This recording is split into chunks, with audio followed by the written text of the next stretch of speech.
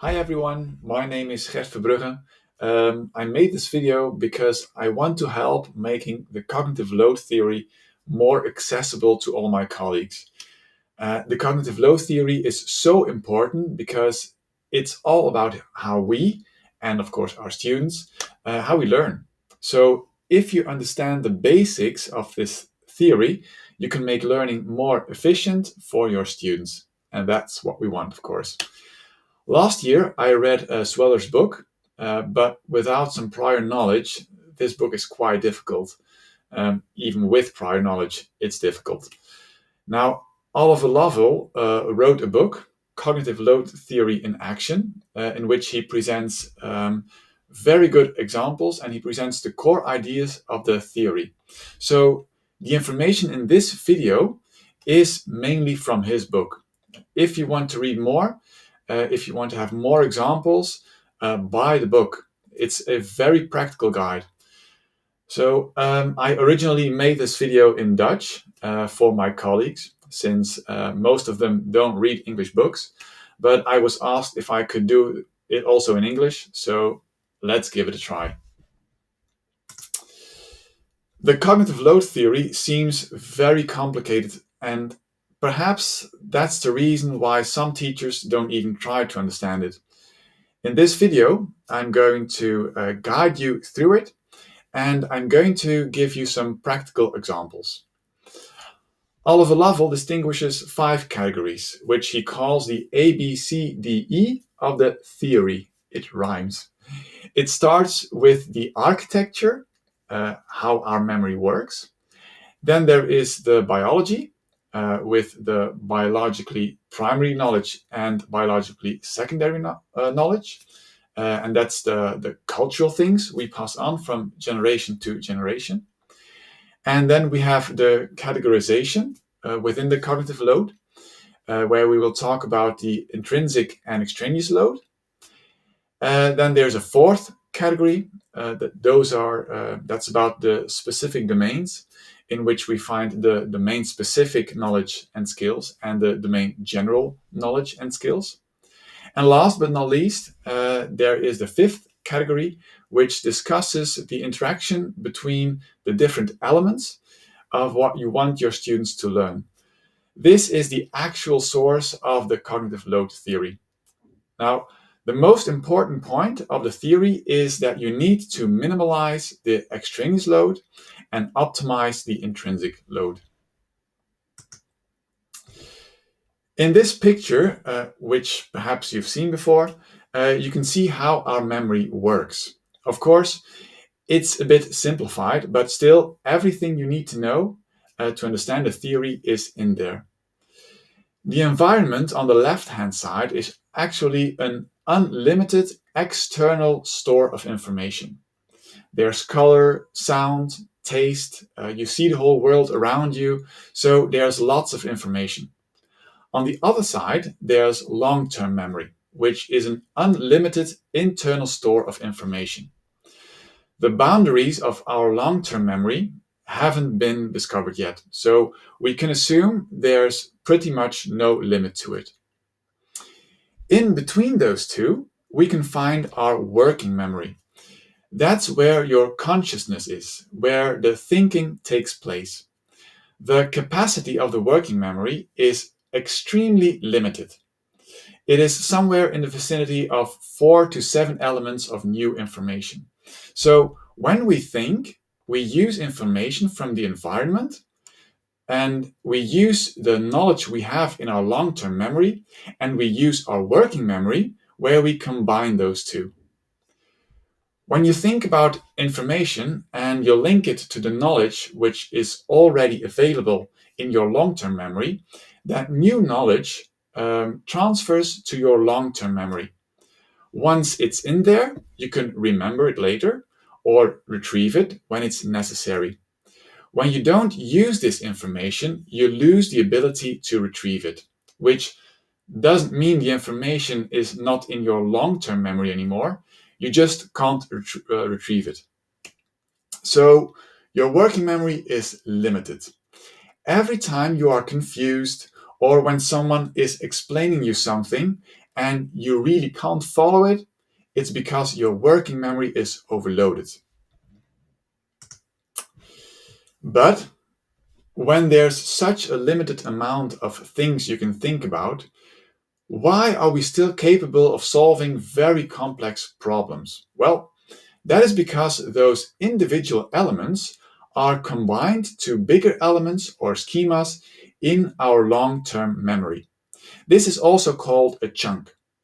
You can bring this chunk as a whole to your working memory without overloading it.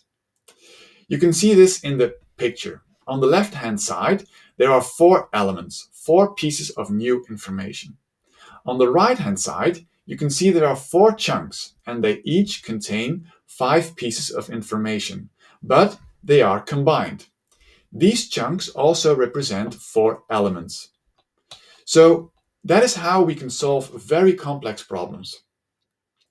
Another key finding is that new information takes up more working memory capacity than familiar information that is already stored in your long-term memory. Oliver Lovell gives a very good example of learning how to read. A child that is not familiar with the alphabet will see the letter H as 3 separate lines. So 3 pieces of new information. Writing the letter H can be a cognitively demanding task. After a while, those 3 lines are combined to a chunk. And once that has happened for all letters, they will see the word house as a combination of 5 individual elements. So reading that word will become cognitively demanding. After some practice, they will chunk these 5 letters in one word, and then they can start reading sentences, which again can be a challenge, but they will start chunking that as well. So you could say that chunking and automating is something that continues throughout our life. And perhaps now you know the answer to these questions. Why do students always forget capital letters and full stops? And I don't know about your students, but mine often do. Well, this is because the task they are working on can be cognitively challenging. So there's no room left in working memory to think about these details. Perhaps they are thinking about the grammatical structure of a sentence, or when they are writing an essay, they're probably thinking about the story they are trying to tell. So don't blame them for it, they can't help it. And the same thing applies to the second questions. An experienced teacher has complete classroom situations chunked in his long-term memory. Starting a lesson isn't a set of individual procedures for this teacher, like entering the classroom quietly, take your books, start the assignment on the screen. No, that is one chunk. For a new teacher, these different activities haven't been chunked yet. So he or she has to think about all these aspects as individual elements. So that is why it is very normal that you forget to ask certain things from your students. For example, entering the classroom quietly. Because your working memory is already thinking about the assignment they have to start with. Or Brian, who is pushing someone, and so on. The second pillar is where we make a distinction between biologically primary knowledge and biologically secondary knowledge. This distinction was first made by developmental and evolutionary psychologist David Geary. He splits knowledge in 2 categories. The knowledge we acquire automatically. We have evolved to acquire this, like recognizing faces, your mother tongue, solving problems, planning for the future, etc. And the knowledge that has become relevant to us within the last few thousand years, like reading and writing. Geary claims there's little evidence you can teach primary knowledge, and so we shouldn't even try it. Secondary knowledge is something that needs to be taught, because we don't learn this automatically. Where you can acquire primary knowledge without much effort, acquiring secondary knowledge takes time and lots of effort. So the cognitive load theory focuses on the instruction of biologically secondary knowledge. At the beginning of the presentation, I already mentioned that in cognitive load theory, it's all about minimizing extraneous load and optimizing intrinsic load. The intrinsic load originates from the nature, the complexity of the information you want to teach. That is what we want our students' working memories to be occupied with. We want them to be thinking about that. For example, when you want your students to be able to read, they need to learn the relationship between the letter combinations on paper and the sounds those combinations produce. Then there is the extraneous load. This originates from the manner and structure in which the information is presented to students. This is a cognitive load you need to minimize as a teacher. For example, when you're talking about a historical event and you decide to add a funny cartoon to your PowerPoint, it doesn't add much to your story, but, well, it's funny. And that is something that adds to the extraneous load. Probably some of your students are thinking about the cartoon instead of your story. The total cognitive load is a combination of the intrinsic load and the extraneous load. These two combined can never exceed the total capacity of the working memory, because when this happens, students stop learning. So to make sure your students are learning and to improve learning, we need to minimize the extraneous load so there's more capacity left in working memory to use for the intrinsic load. That's what I wanted to say. When I talked about the biology, I talked about biologically primary and biologically secondary knowledge. I also said that solving problems is primary knowledge and that we can't teach that. But how do we learn to solve problems? Well, then the D of domains comes into play. The domain general skills refer to skills you can use in any domain, like the well-known 21st century skills, creativity, problem solving, teamwork. This is all based on the assumption that these skills exist and they can be taught. They can be learned and they can be applied to different domains. On the other side, we have domain-specific skills and knowledge. These are the skills and knowledge you can only use within a certain domain. So within maths, literature, music, chess, and so on. So how do we get better at solving problems and getting more creative and so on?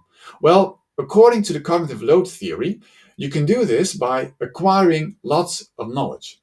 You can only get better at solving math problems when you learn about math.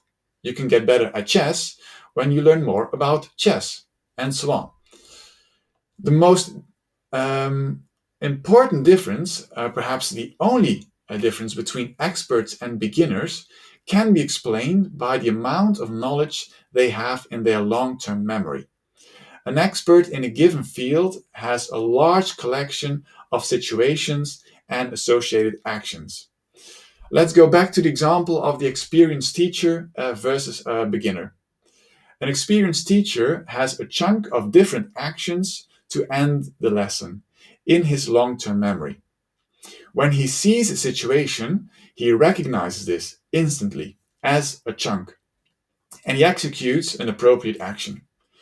A beginning teacher doesn't recognize the situation or doesn't have the appropriate action in long-term memory. So it's more cognitively challenging for this teacher. So why is some material more difficult to learn than other material? We can answer this by using the final principle of the cognitive load theory, the element interactivity. When you want your students to learn, you need to consider the amount of new information in the working memory. The more elements a student has to hold in the working memory at the same moment, and the more complex the relation is between those elements, the more challenging a task will be. So the interactivity between the different elements is the source of all intrinsic and extraneous load. For example, when you learn the translation of a single word, let's say cat in French is chat. There's a low cognitive load. There's one element and no interaction. But I teach English, and when my students have to determine which tense they're going to use, it becomes a lot trickier. And then I'm talking about English as a second language. When my students have to determine the tense, and now I just have to look on my other screen, they have to determine the time marker. Does it say last year or does it say since last year? They have to choose the correct tense, present perfect, simple past. Is the verb regular or irregular? Is it affirmative? Is it a negation, a question? Do we have to add ed, or is the spelling different? Those are lots of different elements they have to think about. So this is cognitively very challenging for them. Well, it's always tricky to determine how many elements a student has in his working memory, because it depends on the chunks they have in long-term memory. But you can optimize the intrinsic load by sequencing your curriculum. So you know if the prior knowledge is available in long-term memory. And of course, you can minimize the extraneous load by designing your instruction. But those are topics for the next videos. I hope you enjoyed this video, and I thank you for your time. Bye.